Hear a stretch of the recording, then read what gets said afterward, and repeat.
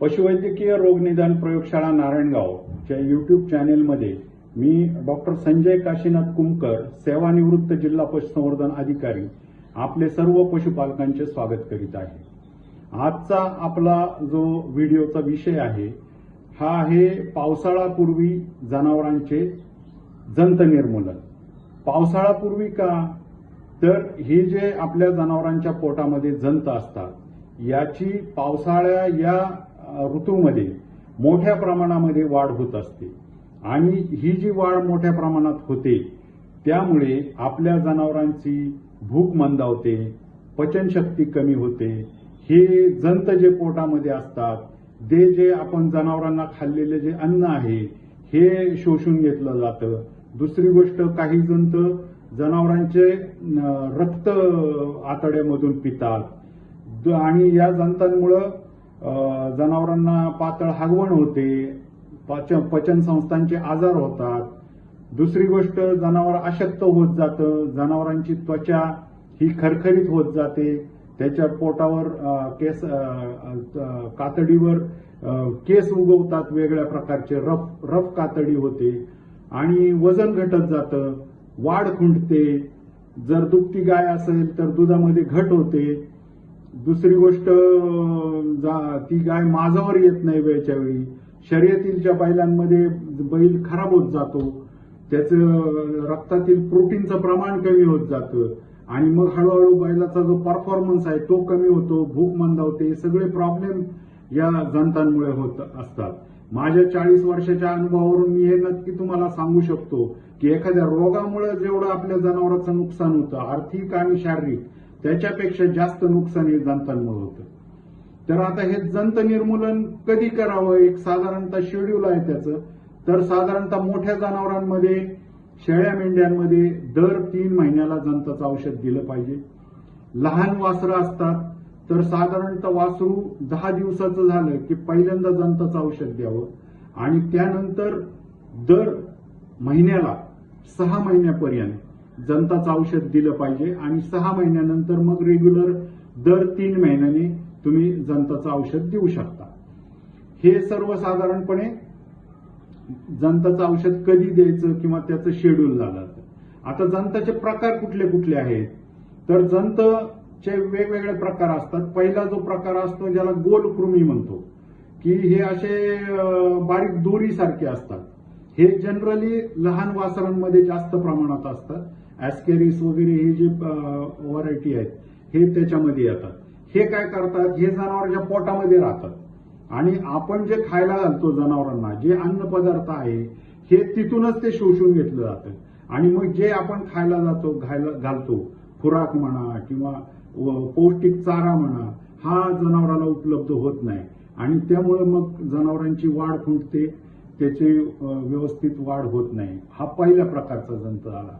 दुसऱ्या प्रकारचे जे जंत आहेत ते पट्टेरी जंत आहेत, ज्याला टेपवर्म म्हणतात। हे काय करतात, हे डायरेक्ट आतड्याला चिटकतात आणि हे रक्त पितात। तर हे ज्या वेळेला पोटामध्ये असतात त्यावेळेला रक्त पिल्यामुळे जनावरांना अॅनिमिया होतो, रक्तक्षय होतो, वाढ खुंटते, कातडी रफ होते आणि जनावरांचं नुकसान होत राहतं। तिसऱ्या प्रकारचे जंत आहेत, याला म्हणतात फ्ल्युक्स किंवा पर्णाकृती जंत। आता याच्यामध्ये हे जे असतात असे चपटे पानाच्या आकाराचे असतात आणि हे जनावरांच्या यकृतामध्ये, लिव्हरमध्ये, नंतर जो पोटाचा मोठा भाग आहे रुमेन, त्याच्यामध्ये राहतात। म्हणजे लिव्हर फ्ल्यूक, पॅराम्पिस्टोम हे याचे प्रकार आहेत आणि हे मग काय करतात, तिथं डॅमेजेस चालू करतात, तिथल्या पेशींचं नुकसान करतात आणि मग ह्याच्यापासून आजार होतात। ह्याच्यातनं हे जर मोठ्या प्रमाणात झाले तर जनावरांच्या गळ्याखाली सूज यायला सुरुवात होते, चेहऱ्यावर सूज येते, ज्याला बॉटल जॉ कंडिशन म्हटली जाते। अशा प्रकारची कंडिशन होते, जुलाब होतात जनावरांना। तर हे फ्ल्युक्स या टाईपचे जंत आहेत। आता हे 3 प्रकारचे कॉमनली जंत जे पोटामध्ये असतात ते असतात। आता ह्याला औषधं काय काय द्यायची? जर हे जे गोलकृमी आहेत तर याला अल्बेंडाझॉल हे सर्वात चांगलं औषध आहे, पण अल्बेंडाझॉल हे जे औषध आहे हे गाभण जनावरांना देता येत नाही। मग गाभण जनावरांना गोलकृमीसाठी कुठलं देता येतं तर फेनबेंडाझॉल. फेनबेंडाझॉल म्हणून हे एक औषध आहे, हे देता येतं. ते ब्रँड नेम त्याचे अल्बोबार म्हणून बाजारात मिळतं, पानाकूर म्हणून बाजारामध्ये मिळतं, फॅन्टास म्हणून गोळ्या मिळतात. दुसरं नीलवर म्हणून औषध आहे, हे त्या प्रकारचं आहे की जे गोलकृमींवर चालतं.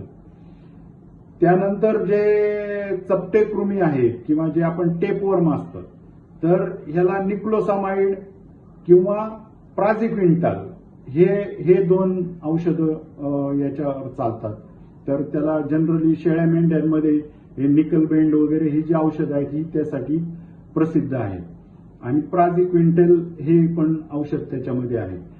तिसरा जो जंत आहे फ्ल्यूक, तर फ्ल्यूकसाठी ट्रायकोब्लँडाझॉल हे सर्वात चांगलं औषध आहे किंवा मग ऑक्सिकोक्लोझानाइड हे खूप चांगलं औषध आहे.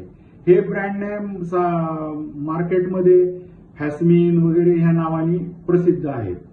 जनरली ह्या तिन्ही प्रकारच्या जंतांसाठी एकत्र औषध जर द्यायचं झालं तर ट्रायक्लोबेंडाझॉल अधिक तुम्ही लेव्हिमिसॉल अशा टाईपचे ब्रँड आहेत. लेव्हिमिसॉलनी इम्युनिटी पण वाढते. अशा टाईपचे जे बाजारामध्ये उपलब्ध आहेत, फॅस्मिन आहे, त्याच्यामध्ये बरेचसे औषध आहेत. तर हे तुम्ही वापरू शकता आणि जंत निर्मूलन करू शकता.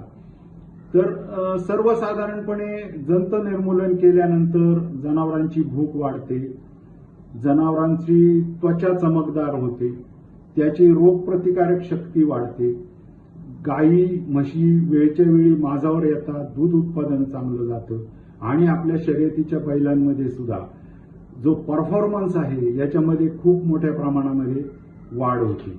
जनरली मी असं ऑब्झर्व केलेलं आहे की शर्यतीच्या बैलांमध्ये सहसा जंताचं औषध देत नाही, कारण आता हे जे फॅस्मिन वगैरे जे औषध आहे याने थोडा जुलाब होतो आणि मग बरीचशी लोक टाळाटाळ करतात. तर तसं करू नका. 3 महिन्यातून एकदाच द्यायचं आहे. एखादा दिवस जुलाब झाल्याने काही फरक पडत नाही, जंत बिंत निघून जातात, जनावराला पण हलकं वाटतं, त्याचा परफॉर्मन्स चांगला होतो. तर सर्वांना विनंती आहे की हे औषधं आता पावसाळा सुरू होत आहे, सर्वांनी आपापल्या जनावरांना जंताचं औषध देऊन घ्या. आणि माझे ही जी माहितीपूर्ण व्हिडिओ आहेत हे आपल्या गावातील जे व्हॉट्सअप चॅनल आहे, आपले मित्रमंडळी यांना सर्क्युलेट करा.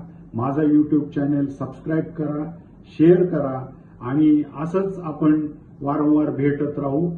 धन्यवाद.